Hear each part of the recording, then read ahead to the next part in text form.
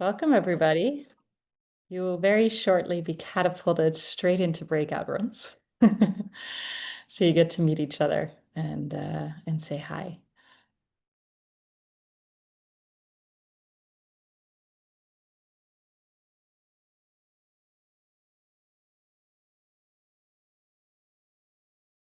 Welcome back, everybody. If I could just ask you to go back onto mute while we get going in the plenary. Is everybody back, Francesca? Yes, they are all back. Super. Well, sorry for those that we might have disorientated by throwing you straight into a breakout room, but the idea was that this is a very large webinar for us at Twist today. And we like to get everybody's voice in the room where we can. So to put you all into breakouts and right from the outset, hopefully you got to speak, connect, hopefully meet somebody that you hadn't met before, and we can kick off longer connection throughout the rest of this series. So for those of you that don't know me, I'm Alison Fort, and I'm the co-managing director from Twist, along with Alexandra Corrine, who's also here, and my colleague Francesca, who I want to say a big thank you to for getting us all here on this webinar and getting us all into breakouts so that's discussion. So thanks to Francesca for that. Twist is a non-profit collective community of investors and practitioners all focused on investing for systems change, the practice of investing for systems change. And together with the community, we're helping to build the field of investing for systems change.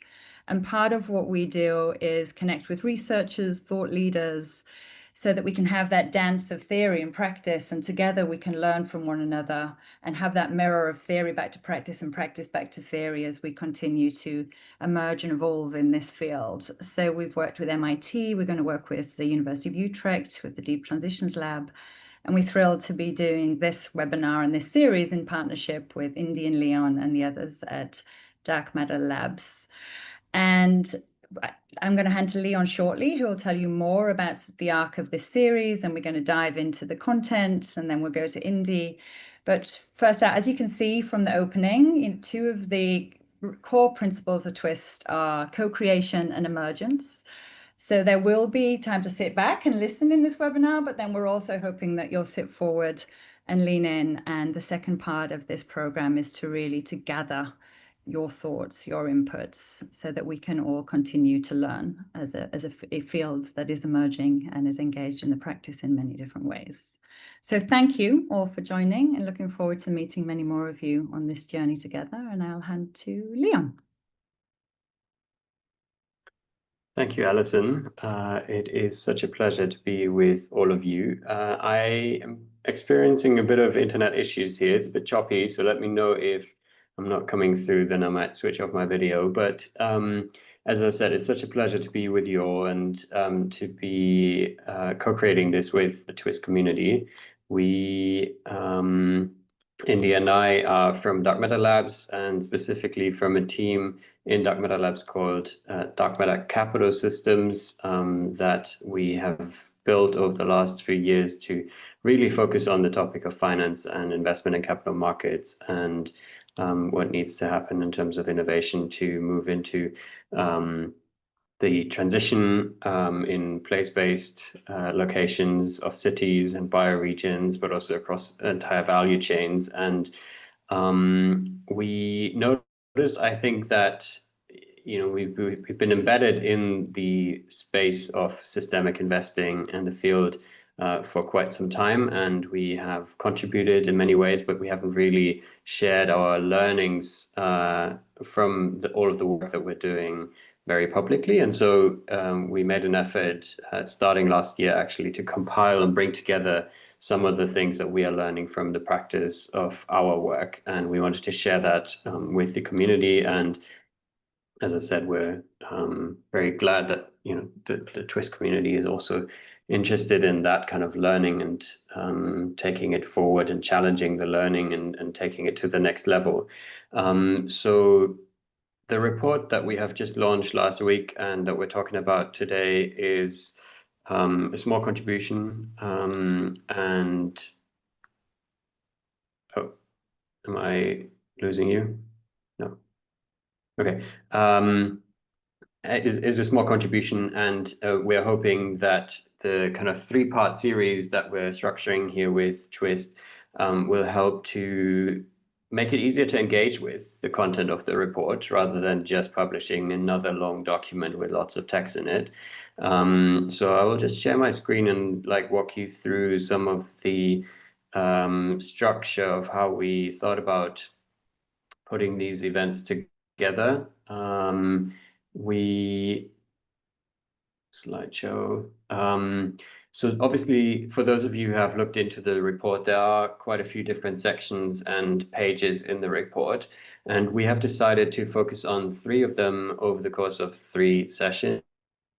So the ones that you see in pink, highlighted in pink here, are the ones that we're going to focus on in these sessions. For the first one today, we'll be focusing on the topic of value structuring. There will be another session around the topic of investment strategies. And then the final one, for now at least, will be around capital structuring. And we will see if it makes sense to run sessions on the other topics too, or whether there might be a bit of a consolidated wrap-up session at the end of it. We kind of left that intentionally open to see what might happen in January, but the other dates are already in the diaries, I hope, for everyone. So for today's session, we will have, as Alison said, a first section that is primarily around recapping what's in the chapter, what's in this part of the report, and sharing the content again and speaking about the content with you all and figuring out what kind of curious questions and doubts and thoughts you have on those. And then the second part will be a lot more interactive, and we will hopefully get underneath some of the practical implications of what is described in this chapter. And we will do that through a case study that is also already highlighted in the document, and we'll pick that up, and there will be opportunity for a bit of role play for those who like role play of a multi-stakeholder perspective. But think of it as group work in breakout rooms, and then we'll share back at the end of the second hour, basically. And I think with that, I don't want to take up too much more space, but hand over to my colleague Indy to lead us into the kind of content recap of this report, this section of the report. Thanks, Leon. Really appreciate it. So I think, as Leon was saying, I think what we've tried to do is put together quite a lot of our learning. And also, I just want to be very honest that much of this learning has come from contextual environments, very particular situations. And what we're presenting here is not truth either. It's where we are likely headed and where our learnings are taking us in a very particular way. So in a way, I think this is a space for discussion. I don't think anyone has got this sorted. If we had, we'd all be in a quite a different space in the world right now. So I think that I just want to situate it in that way. And the other part is that I think this is probably one of the most, so we wrote a report, I think it was 2018, around sort of looking at capital systems worldviews called Civic Capital, which was kind of a long time ago. And this really starts to bring together some of the kind of challenges and the opportunities we're talking about. And I think why we particularly took this section around looking at value structuring is one of our core hypotheses that we often, when we talk about system financing or system investing, we look at the capital structures problem. We end up going, oh, we need a fund or we need X. And actually, the bigger problem is how do you see value, convert that perception of value into some form of structure and be able to then price that value in some way. And often that's the delimiting factor of being able to capitalize the futures that we're talking about. So we end up really focusing on, blended capital funds or blended value capital stacks and stuff like this. We often focus on the capital side, but actually what is under structured is how we convert value to price in a system scale. And most of our problems are actually rooted in the conversion of value to price to be able to bring the capital to the table in the fund way. So, and we've seen this over and over again in a lot of our work that we've done, is actually the innovation is on how you structure the value and how you convert that value to price in lots of different ways. And I think that is the for us, that's the invisible problem, the real problem in being able to capitalize these futures. So I just wanted to start there. And next slide, Leon, if I think you're in control, sorry. And this really goes back to something as simple as one of the first things we looked at was, trees, the value of trees. And there's two types of problems here. One, we don't actually value trees. Fundamentally, they are liabilities. They're only accounted for in terms of their maintenance cost and certainly the maintenance cost, and it will also end of life and the insurance cost. That's the two liabilities we really cost for. So urban trees I'm talking about, particularly as opposed to sort of farmed forestry. And all the other value is usually discounted. And also because it's optimized for literally for the minimization of maintenance and the minimization of insurance, we end up planting male trees. And we plant male trees because actually they're relatively low maintenance, but they create vast amounts of pollen, which means that whilst they're low maintenance, we have higher levels of asthma in our urban environments. So this is a classic problem for us where not only are you optimizing your capital allocation for a very particular issue, you're also then thereby creating system level liabilities. And we also know that a tree which is planted with trees actually puts £7,000 to £10,000 on a price of a local house. In the UK, a park is substantially greater value. So lots of these spillover benefits are largely discounted for, as well as all the other kind of issues that we know about. So for us, the problem really firstly starts with actually when we talk about, say, building a tree canopy of a city, which I'll talk about later. The problem really starts with how do you understand system value and how do you convert that system value into price? And by price, I don't just mean financial price. I think it can be other things as well. And unless you can do that, it's very difficult to capitalize. And that's, I think, an under-discussed and underdeveloped problem in a lot of system financing problems. And when we get deeper into this problem, I think it also challenges a lot of the outcome pricing models that people are talking about, because outcome pricing is largely focused on sort of what I'd call object value. So what is the object value, the unitary value of that outcome? And it usually ends up having to be relatively discrete, and usually ends up having to be relatively short term to take account of extrinsic shocks and other things. So I don't think we have the tools in understanding how to construct value to be able to make system financing and system investment work in this fundamental way. And we've been learning that lesson repeatedly, trying to do some of this stuff and being able to do that and exploring how to do that in alternative ways. So if we go to the next one, what you'll see is also this. Sorry, Leon, could we go to the next slide? And so I think this also kind of one of the most kind of interesting pieces of work, and lots of this data is now available on GitHub. We published it all, was the work that we did on the High Line, which for me was a very interesting piece of research where we basically scraped the land value data around the High Line and said, look, what was the land value uplift attributed to the High Line itself? And it was about 140 million, actually 178 million of total investment. And the land value attributed was 3.48 billion for those within 500. And what we did was we took a topographic view of that land value adjustment. We did a time-based analysis, and we discounted Manhattan raise to be able to do that. And the total, governmental revenue was 103 billion. What this started to show was that spillover benefits could be actually not only be perceived, but also could be actually structured. So we did a piece of work around smart governance and how do you be able to structure. If you took just 10% of the land value uplift attributable to the High Line, you could effectively look at being able to allocate the High Line on the basis of sharing back those spillover benefits. You say 10% of the using smart governance. So again, the problem space for us was not the investment in the High Line.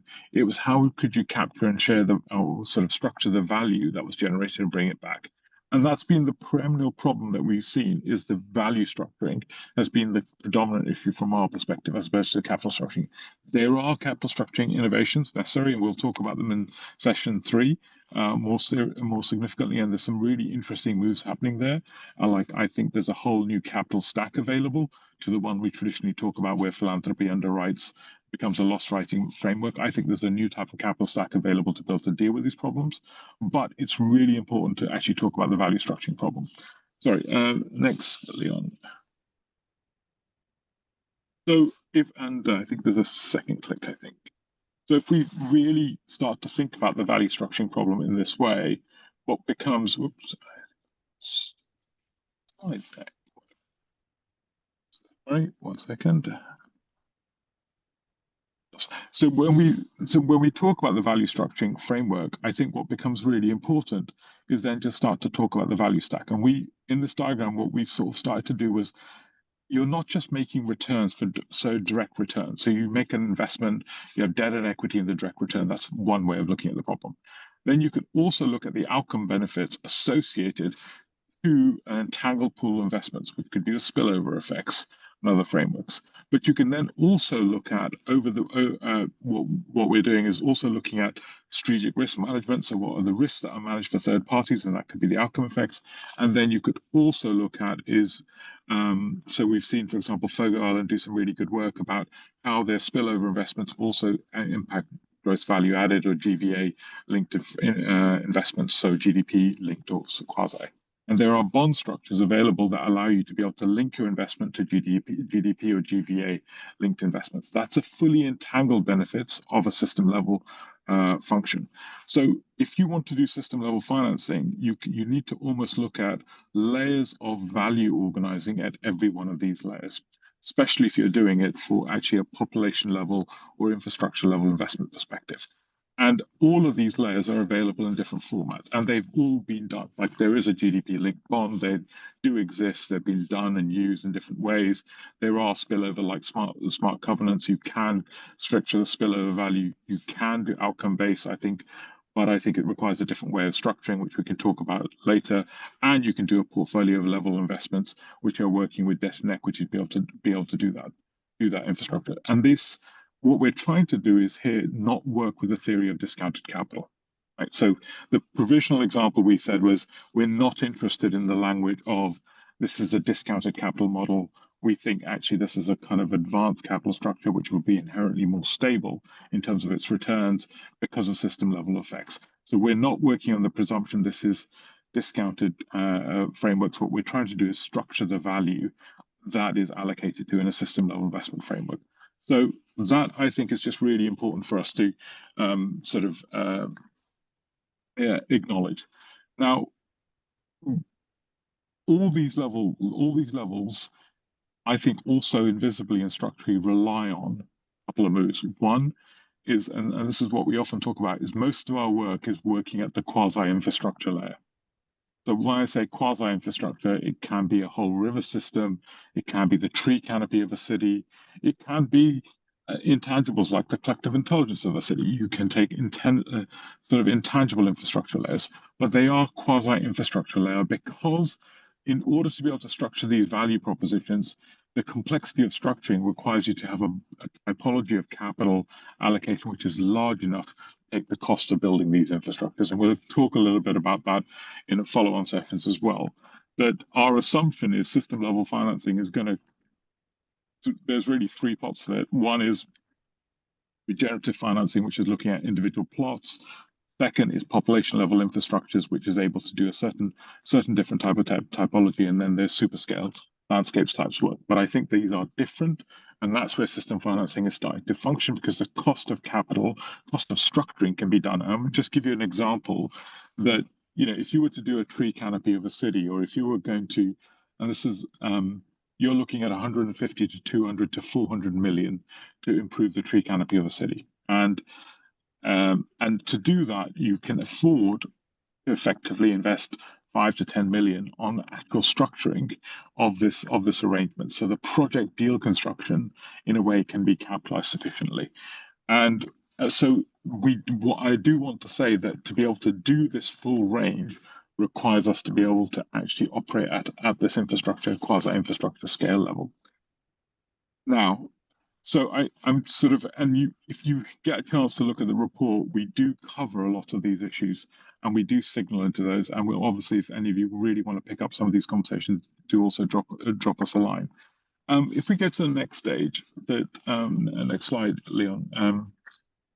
I think also what becomes really clear is when you try to do these things, and one of the things I said was if you wanted to do, say, smart covenants with the High Line, you very quickly start to realize that actually to unbundle property rights, and that's not just for property, it can be with regards to risk. So many of our investments require us to spatially pool risk together.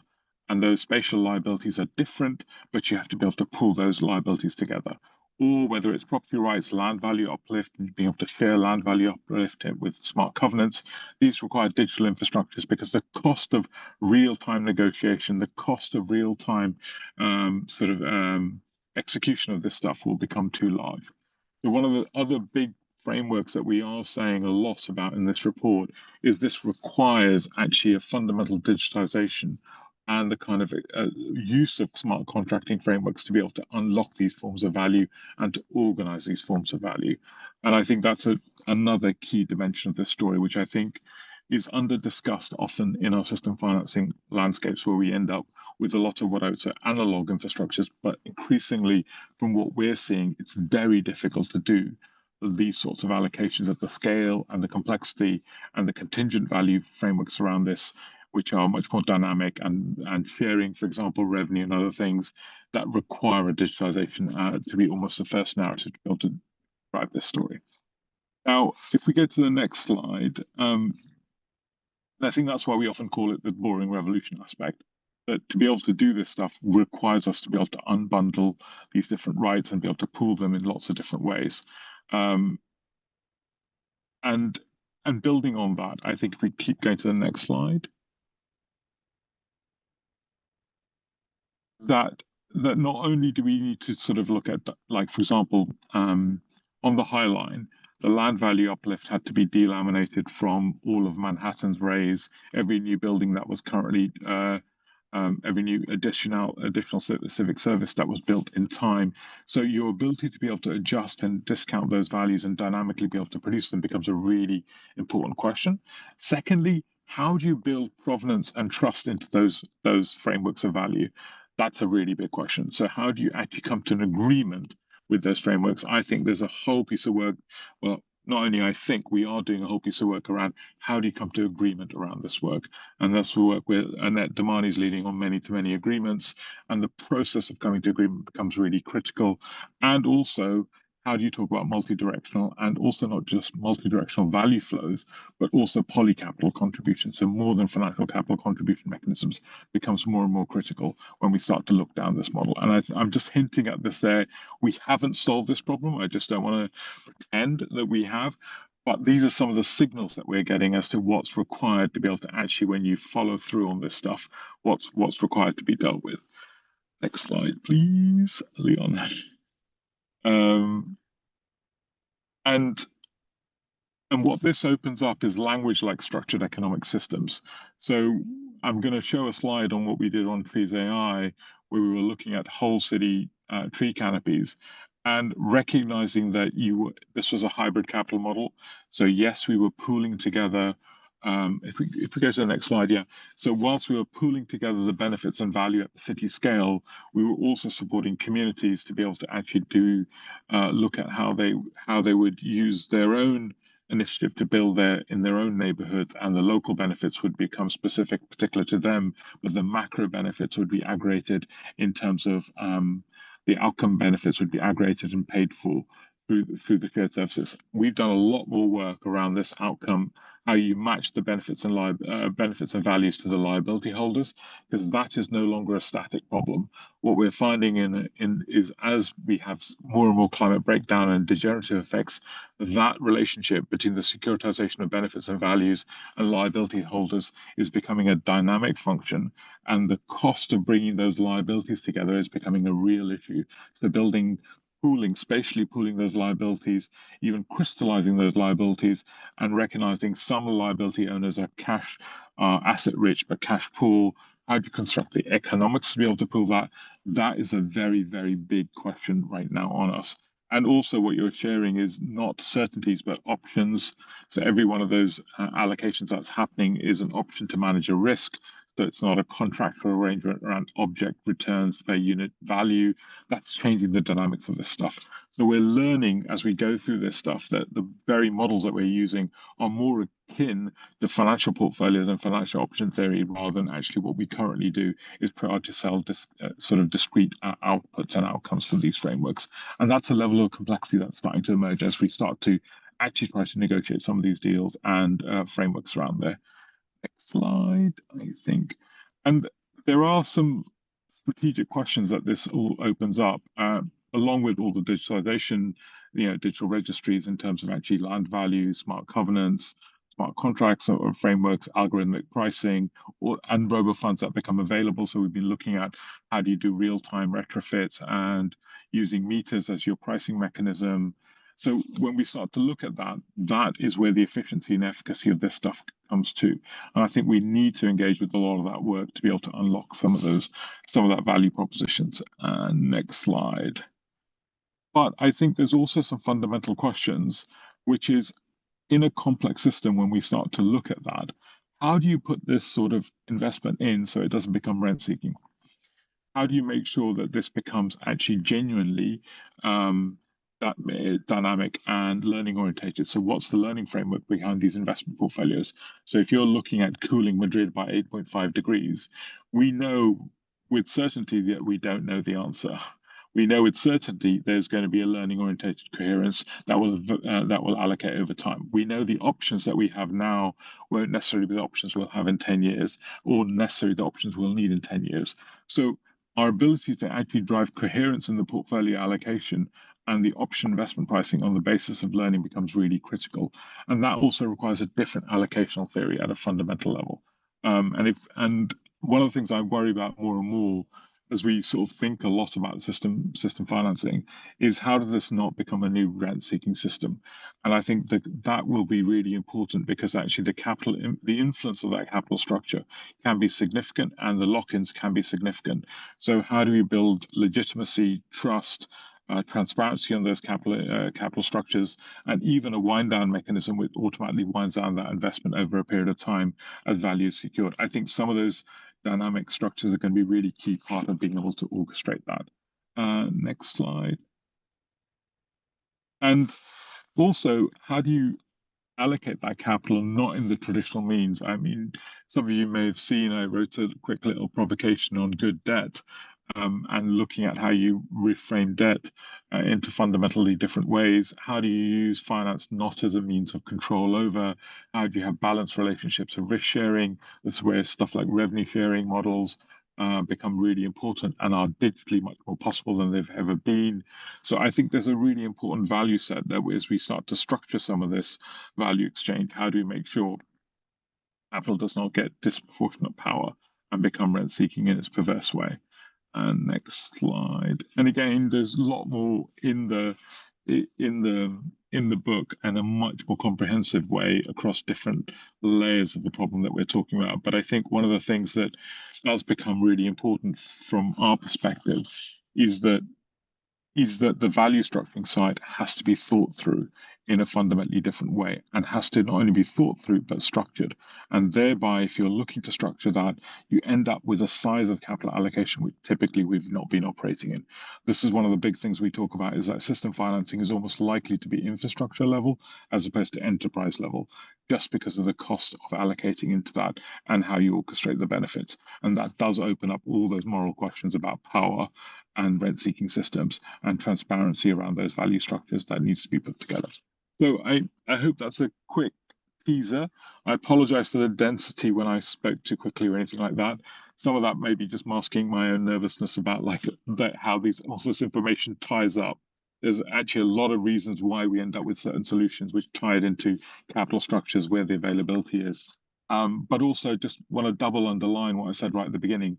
This isn't truth. Right? I don't want to present this as truth, but I do want to present this as learning from real-time problem spaces that are coming up and we're having to adjust to react to them in different formats. And there is a real problem. Like, we are working with 116 cities across Europe. And when you start to look at the problem space of how to finance them, finance their transition work at a landscape level, an infrastructure level, these are real problems that are coming up on the table. So, and it has significant implications for those things. Like the 8.5 degrees of Madrid is a real conversation, but requires quite a different way of organizing. Thank you, friends. I hope that was, and again, happy to, I'm sure we'll go through questions and discussions as well, but just wanted to introduce that. Leon, is that okay, my friend? That's very okay. Thank you, Indy. And apologies again for those slight delays. I think I'm slightly behind with my shaky internet here. But as you can see on the screen already, we're about to go into breakout rooms just to surface some of the curious questions and clarifying questions that you might have for or and around what was presented just now by Indy and what is in this chapter of the report. So we'll have about 15 minutes for all of us to, gather our thoughts in the breakout and then come back and do a round of sharing and, speaking to some of those questions as we come back from the breakout. And the prompt is on the screen. Again, share curious, clarifying questions, maybe even doubts that you might have about this work.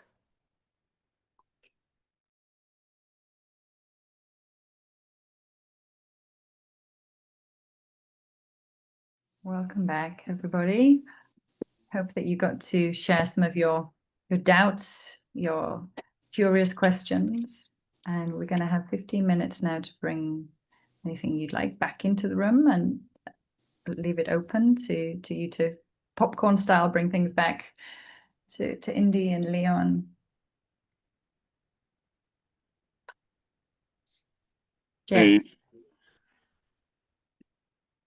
So I was going to suggest that maybe what we can start by doing is, if you want to put some statements, questions, or thoughts in the chat, be a great way, because there's quite a lot of us here. So I also want to open that up. Maybe if we do that, that would be a great way to kind of flush some of the kind of questions out, so we can have a little bit of a discussion about that. On that basis, so if I give ourselves literally 2 minutes, if there's things that you want to type in, that'd be great. You okay?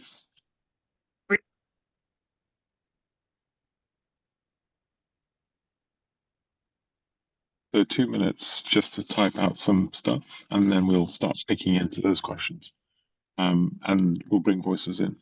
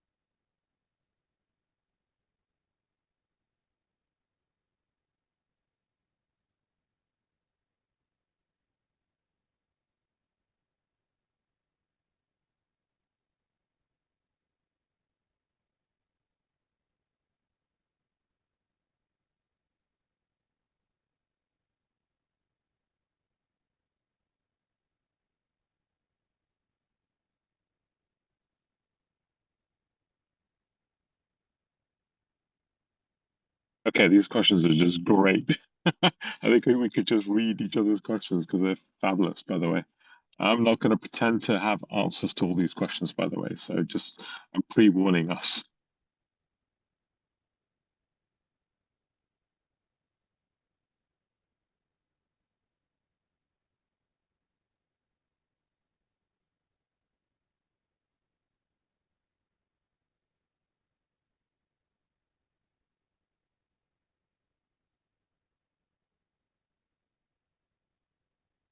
and give us just another 30 seconds and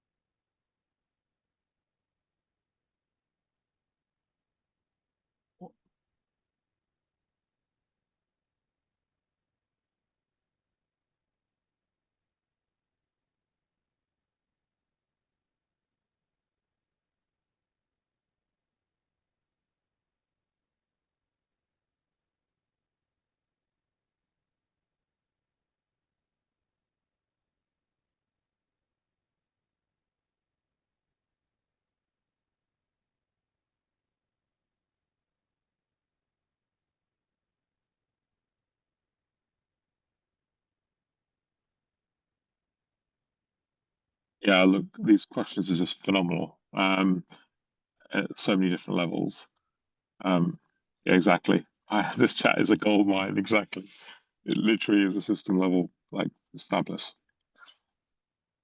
There's so many different points of view here, and really, and so many important questions. And I'm gonna, like I was saying, I'm not going to pretend that we have the answer. But I think these questions are actually the type of questions that we need to thinking about collectively as a field. And I really appreciate that. So I just want to start there. I also just want to, I think, Jess, one of the things that you pointed out, like about differential value, I think this is so important. And so one of the things that we're particularly worrying about is, so let's use the risk question. So one of the things I'm very conscious of is that experiential risk. So if I'm hungry today, my theory of existential risk is rooted in the cycle of 7 days maximum, 3 days usually. If I'm thirsty today, my cycle of risk, of existential risk to me, is about 24 hours maximum. To have the privilege to think about climate breakdown, I need to have an existential idea of survival for maybe 10 years. So even just the discounting, our discount rates at the individual level are so fundamentally different that our inability to pool those risks are different. So we have a fundamental different theory of how we pool risks. And I think this is a really big issue. And one of the other big issues that we're seeing is, and this is where I get more worried, is that there isn't any more the incentive to even crystallize those risks. Because I think more and more, when you start to crystallize those risks, actually most of our assets are not assets anymore. So there's a passive socialization of liability going on because the incentives to, and we've seen this with one major utility company. Again, I'm not going to mention names. There was a reason why we didn't mention names, which is that there is no incentive for that utility company to crystallize climate breakdown risk, because if they did, they would not be legally viable. And that means that we are now working in a delusional space with the inability to pool real world liabilities, and thereby the inability to actually hedge those liabilities with real world interventions. So there's this whole question, Jess, that you point to, I think is a really interesting question at so many different levels. And also different, like a sort of, gave a very benign example of, somebody may be asset rich but revenue poor. Their relationship to how they manage risk is fundamentally different to someone that has revenue capabilities and able to insure those. And that's a completely different story. So we're seeing this fracturing that's so significant into this framework. So I just want to fully acknowledge that. I also think there's a sort of, one of the things I'm very, we kept using value structuring, and I think it may have kept in value capture. And again, I just want to bring that up in the conversation, that the languages that we default into is really interesting. Because I think we can very easily fall into language of power over versus power with and relationship with. And so, like, I'm really interested in like how we operationalize that. Then I think the financial backbone, the kind of business model, the financial backbone, I think what we're seeing, I'm going to pick up some of these questions, but I'm just, keep coming with your questions because we'll record all the questions, we'll narrate them out. What we're finding is that if you ask me how we're probably going to do the transition, I would almost certainly say we're going to end up with bioregional development banks, because that is the only way we will be able to do portfolios of infrastructure scale investment and pool the portfolio benefits of trees, mobility, electrification, whatever we're talking about, health outcomes, into an integrated value proposition, and to be able to actually operate and do the efficiencies of those allocations, and to be able to hold the cost of doing those multiple beneficiary cycles all the way towards whether it's GDP-linked financing instruments or whether it's other GVA or other forms of accreditation. So you're not doing it at the unitary level of every product and service. You're not trying to say this product is this sequestering this much carbon. You're taking a system view on that. So I think that one of the big questions for us has been, and as you've seen this in the work that we're doing in Sheffield, is that moving towards that facility framework is really important. Two, I think we'll talk more about this later in follow-on series. We don't think fixed funds work. So a 20 million fund, 10 million fund, these sort of fixed fund frameworks don't really work for system financing because of the nature of the changing liability risk model. You need a dynamic capital allocation capacity that's almost like a balance sheet function, a system balance sheet function, as opposed to doing single discrete funds. And that's, again, limits that we're learning.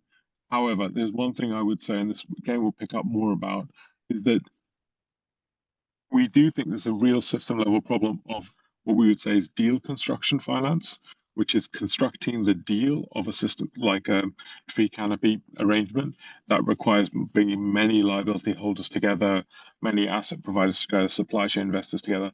That deal construction is undercapitalized, fundamentally. Everyone looks at project financing, but we think the deal construction is fundamentally undercapitalized. That is equivalent to venture capital type risk, and that requires capitalizing in a different way. So there are different sorts of business models around that supply chain. I think the whole thing about value capture and transparency of value capture, I think you can do different types of. One of the hypotheses we're running, it's not a total hypothesis, is that you need funds to be able to be paid down by the value that's created. So you need automatic kind of write-off of funds so you can pay back all the capital. So the system can pay back all the capital dynamically, fully transparently, and the cost of capital is fully transparent, and it winds down as the project reaches maturity. So we've been looking at sort of perpetual bonds, well, not even perpetual bonds, time-limited bond structures, which are dynamic and pay back in their times. So I think these all link back. The other thing I wanted to say was that it is also possible for beneficiaries to do advanced market investments into those frameworks. So you can be a liability owner. This is something we've seen in a city where industrial partners in a city who are reliant on the electrification of that city have talked about doing 0-point investments in the electrification of the city because it manages their risk.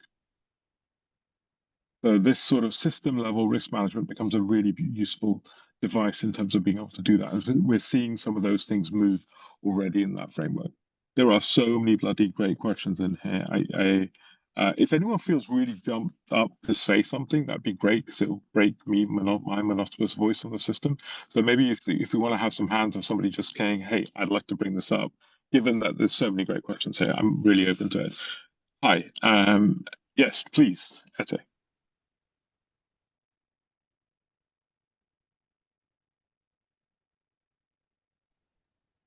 Please. Pete, do you want to come in? We Yeah, saw you, and then you didn't, and then you went. He just needs to go off mute. That's, I think. Sorry, Yeah. it was because my P gets cut off. I was eat, but yes, Pete. Sorry, so I did see that. don't worry. So first, Indy Leon, can I just say massive gratitude for the huge amount of thinking and work going into this space. We're Quaxala, we're a practitioner in the space, but it's just to have this kind of level of intellectual capacity, and again also in the room, is just, it makes me so hopeful, because these are problems that we're all grappling with, and this kind of intellect in the right direction is going to help solve it. I just want to come back to kind of a big root cause. At Quaxala, we think of things in a 4-layer stack, basically profit and loss layer, products and services, assets, specifically land. And for us, we believe there's a very important piece that's not done on land, which is that we work on an asset, balance sheet asset, which is land tenure, which is the relationship with the ecosystem rather than ownership, which is a big fundamental shift that we have in our model. Then we think about organizational structures so that you can create non-rent seeking organizational structures. But also the 4th layer is the unit of account. I hear lots and lots about how do we value this? How do we discount this, which is, discounting from the future? How do we, we're going to have bioregional development banks, what's the unit of account? Because our kind of fundamental start point was fiat nation state currencies are now the monopolistic form of money in the world. It wasn't the case 100 years ago, but it is now. Fiat nation state currencies, basically the money supply is generated from debt. Debt is a promise for more from the future with interest, and yet it's what we are calculating value for everything including much of what we're talking about here today. Can we ever create systemic change if we are not actually fundamentally hitting the unit of account? Because, if you are working for the UN to help deliver, indigenous communities in the Amazon support for building their kind of self-sovereignty, but you're doing that by invoicing in US dollars to an entity and then putting it in Chase Manhattan, you are fundamentally perpetuating the pressure on the very communities that you're trying to support because you're propping up that existing system. And so I just wanted to say, we need to really challenge that, because we, as humanity, we have an economy which has a balance sheet problem. We've passed a pitch point. We cannot possibly internalize our externalities on a global front without bankrupting ourselves, because the metric of value that we use to quantify those externalities is based on further extraction from the future with growth and interest. So we have a humanity level planetary balance sheet system because we have an economy that is monopolistically focused on extraction of value. And I believe that all of these other things, these polycrisis things, are ultimately emergent from that scarcity-based system. So my question really is, if we are not talking about how to shift the fundamental unit of account in humanity's, accounting system, are we not just moving deck chairs on the Titanic? Yeah, that's a great question, Pete. And I want to, what you'll see in the report is we actually do talk about actually I don't want to call it a third horizon, but a third landscape around actually decentralized monetary production. And I think that is going to happen quite quickly with the result of more stablecoin infrastructure, where almost like, what was it called when you, the Industrial Revolution in the UK happened because you'd have a third party underwriting the value. What was that? It's not a credit note. It is I've forgotten. But the liquidity formation was created by a third party underwriting the exchange. It's like like a mutual credit currency as opposed to. Yeah, exactly. And I've forgotten the name actually. But yeah, and I think we're going to see that liquidity happen quite quickly. Now, I think the kind of legislation around, my gut feeling is resource-backed currencies are going to be the first liquidity move. So we're going to see in the African context the function of resource-backed currencies, which are already moving because they effectively displace the dollar and the euro as a means to create the liquidity. They'll be very quick in terms of creating the liquidity. So I think you're absolutely right. I think the question for us is where does that occur? We've done a piece of work around, even, for example, just to give you an example, total London asset value is in just property is 1.78 trillion. That is the total in houses and flats. The value of London is 1.78 trillion pounds. And until it's put on the market, Indy, though, that's the thing, right? About these inflated asset values, like you said, we don't really have assets, right? Like if everybody put their house on the market in London, There's It's there's exactly. not trillions of dollars. It's like no, but there's a really interesting bridging point available where you can actually use that asset value to do preventative or adaptation investments. And I think that's going to happen not through borrowing, but exactly as what you're saying, through some form of liens and digitization of those liens to be able to pull that together, to be able to do that. So I think the question for me is all about the horizons that we're playing in and where those liquidities are going to occur and where those pathways of defiating the economy will come from. And I think there's lots of different pathways emerging. And I think the question is, in terms of system financing, where are we going to move? I mean, there's a colleague of ours, Emily, has been doing work on bioregional banks and bioregional currencies and looking at how to create the liquidity out of, how to constrain some monetary production using bioregional limits. So I think the question for me is where these moves are going to happen and where the first moves are into that. So just to put that on the table, I totally agree with you that we've got to distribute monetary production and decentralize monetary production, fundamentally the point of value, rather than using debt as a means to do that. And I think we now have the technology to actually do that.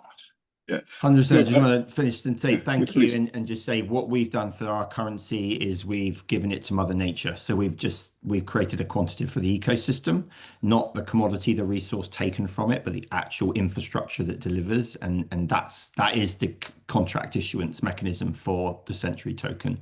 But we've done the economy first. We've built Quaxala, and then we're like, well, we can't value that economy using Canadian dollars. We need our own currency, and so that's the basis of the currency we're creating. That's super. Braden and Soundworld, which I'm sure is not your real name. Hi, Indy. I'm really curious about like you gave the example of like a tree in the skyline, which is really, it's a lot easier to observe something that's more physical and the benefits are more tangible. But I'm curious like how that applies to relational value, trust building, sort of like how do you translate sort of social cohesion and into value that can be then compounded and like highly contextualized across different scales. Yeah, it's a really good question, and you'll see in the last part of the report we talk about a democracy bond, which is looking at how do you finance the quality of a society, or how do you finance society's capacity to be able to make shared sense making, and be able to make decisions together. Because actually, I would argue that's one of the biggest tools in terms of stabilizing a society's capacity to deal with volatility. So what we've been looking at is some of those kind of mechanisms as capability investments at an infrastructure level of society. So if you lose that capacity, what's your assets at risk? What's your value at risk over time relative to the kind of societal risk frameworks? So I think, and again, I'm not going to pretend we figured this out, but what I'm really interested by is you can. I think there's a pathway available. And if we started to think about this, there's a different way that starts to open up as seeing democracy as a piece of infrastructure rather than just as a strategic piece of infrastructure which manages our shared risk, which I think, I don't mean voter democracy, I mean the capabilities of a society to be able to sense, negotiate, and hold social contract. I also think one of the biggest things we're worrying more and more about is almost existential risk of a place in terms of actually when you go into runaway cascades and total asset value loss, and that starts to change the dynamics of many of these conversations in really different ways and how you price them and value them. Open questions of how you do that. I think it's just worth recognizing we're no longer in 2004, and those sort of conversations are now on the table where people are starting to worry about total value loss being actually almost all assets on the table, and that sort of conversation is on the table. So yeah, again, don't want to pretend. I just want to say maybe what will come out of this is a whole bunch of good questions that we'll put down and start to say, well, what did the lines of inquiries look like? Soundworld, my friend. Indy, would love to let's hear have your this. Indy, we'll have this as the last one, and then we can move into the breakout. Perfect. Cool. So I was just thinking about what do we source as our lineage? Because if all our lineages are corrupted, how do we or the incumbency in them is so heavy that we have to deal with them. How do we step out of what's the giants that we are standing, do something different? While I'm saying that, doing different, I'm also thinking about appropriation, because things we couldn't, they would need to be appropriated places. So how do we force something that is different?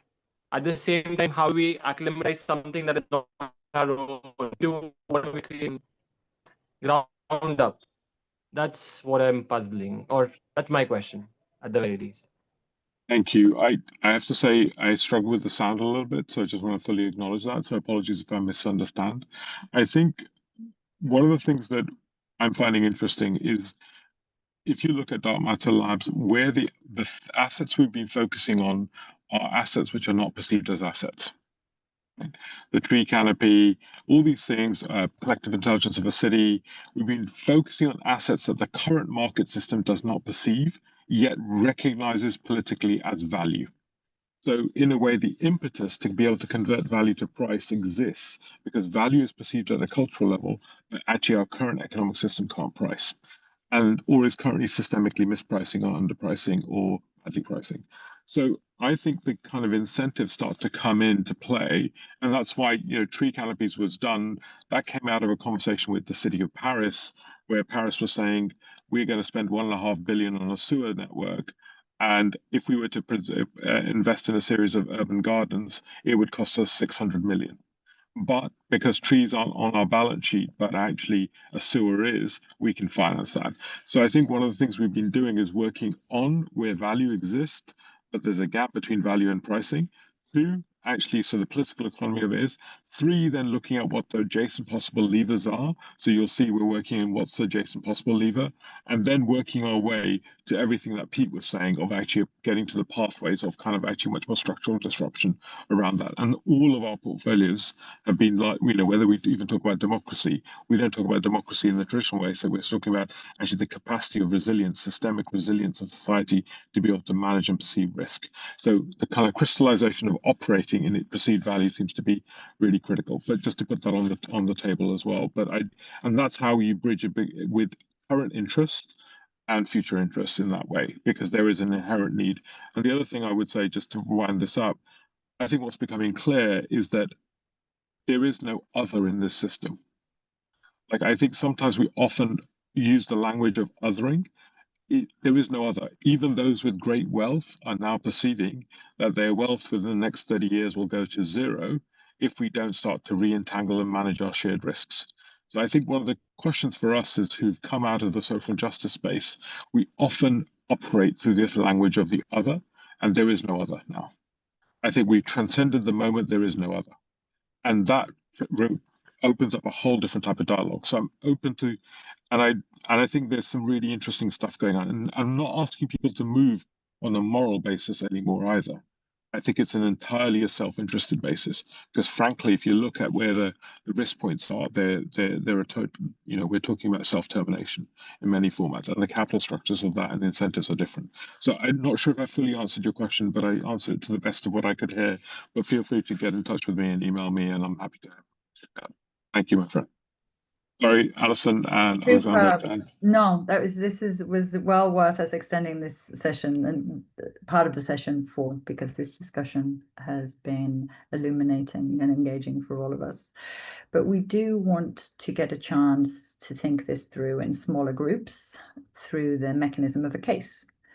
So I was going to ask if Francesca or Leon, if you could link the Google Doc link into the chat just for those that might not have it, and then people can, there we go, perfect. So that there we go, that's where we're going next. So if you want to copy that before we go into the breakouts. So it's gonna be in the chat. Yeah, it's in the chat. Leon's just put it into the chat, so thank you. So here's the case, and here's our question to you now, so that we can move into positioning ourselves into value structuring using a live example and have a lively discussion in the smaller group. So we're going to send you into breakouts now for 20 minutes. And then we'll also come back and do a short close after that. But looking forward to getting more voices and more dialogue based on the case study and hearing how it goes.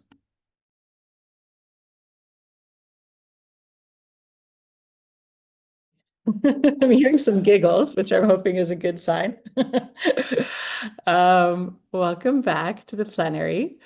For our final piece, we'd love to invite in some. Well, first of all, I want to congratulate all of you or thank all of you for being brave and stepping into this experimental piece around role playing and seeing all the different parts of the system and trying to figure out the different value that is created between all of you. So thank you for engaging with that. And similar to what Indy invited in, I'd love to invite in some comments in the chats with any reflections you have on that last piece we did. I'm really curious what your experiences were like, and then we'll open it up for some comments and some questions that have emerged.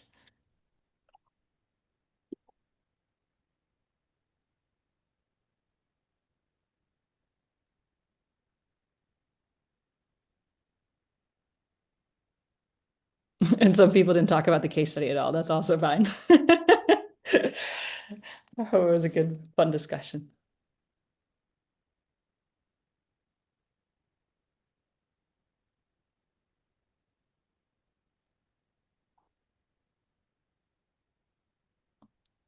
I guess it felt like 3 minutes. That's a good thing.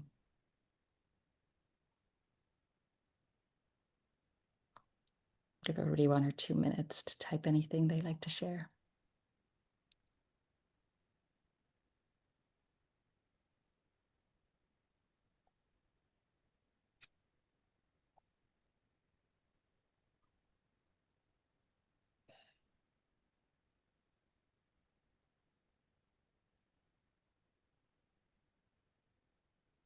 Oh, I love that, Lisa.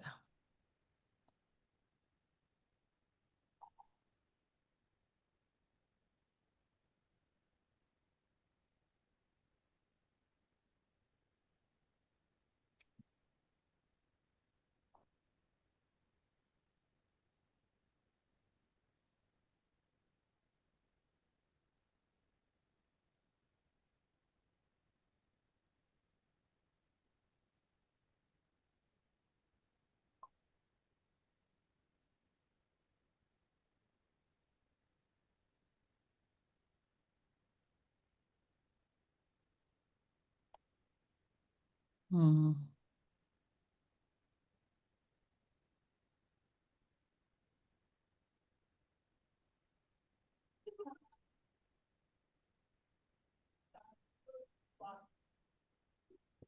Thank you for sharing.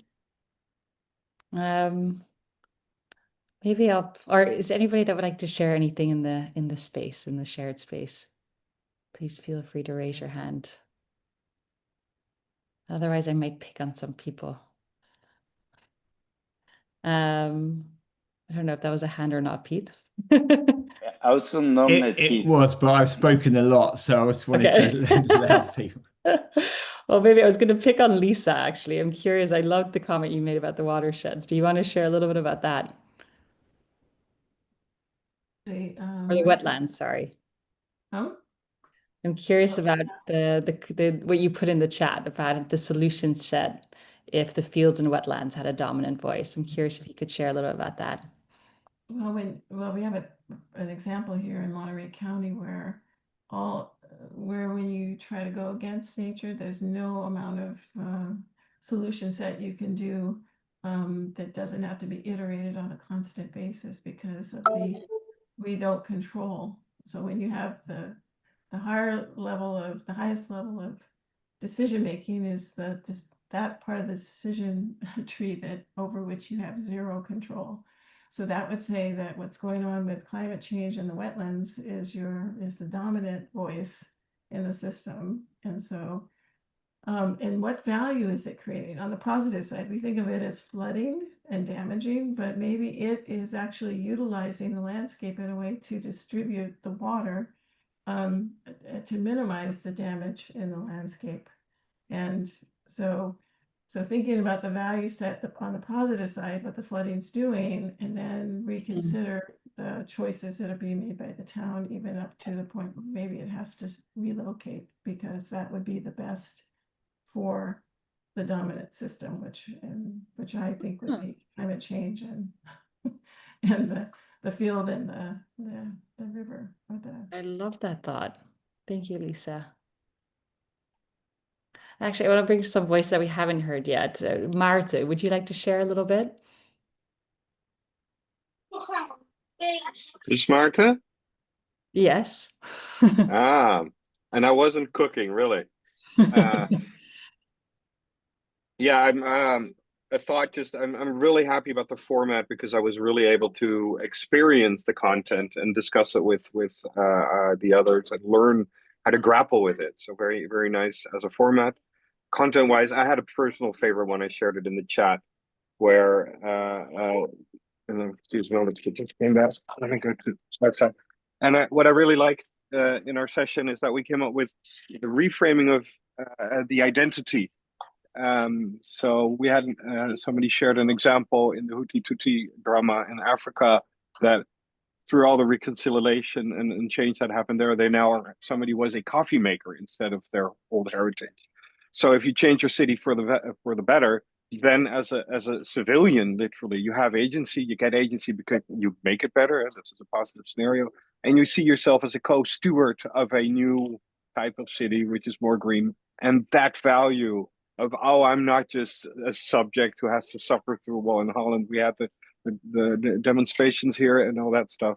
That's all over, and because we can change the world for the better. So that's a value. Oh, wonderful. Thank you, Marta. And maybe last reflection, I'll just call on you, Brian, and then we'll start sharing a little bit about the flow of everything in the arc also going into the next session. So Brian, do you want to just share a little bit about your comment? So we had, I was in the same group with Martin. We brainstormed many different values. I think where we didn't progress into task 2 was in thinking about that classification. So we of course have this as being a capital and financing discussion. So it feels like in order for something to be recognized as a direct value, it has to feed back and be recognized in a direct way in relationship to the finance system. But it also, because we're taking this multi-stakeholder perspective, recognizing that there could be many different ways of thinking about that directness. So I just, it's more of a theoretical question, I think, than a practical one. But the question of like that subjectivity in how we are defining and capturing value, not capturing, but recognizing value.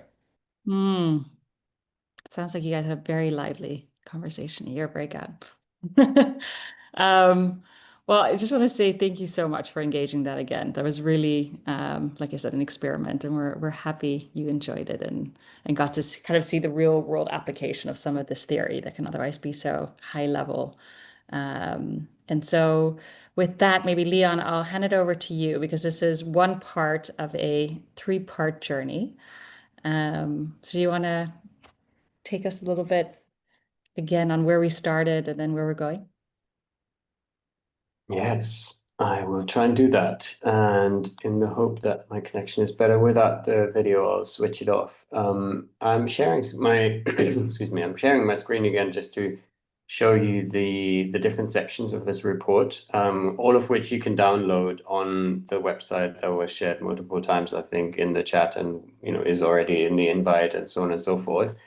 So all of this is available online and you can just download it. But the next session out of this 3-part series, we will focus on the topic of investment strategies, building on, obviously, today's session of value structuring. So this is a precursor to the next one. And we hope many of you are interested in the next topic as well. We said from the beginning that these sessions are an experiment for us too, and so we will reconvene in the background, gather some learnings from running this session, and see how we structure the next one, which parts we keep, which parts we might need to replace and learn from this experience. But so the date is already set. You should have the invite somewhere. we would ask you to sign up again through the Zoom so we roughly know how many people are participating, and we'll be focusing on investment strategies next time.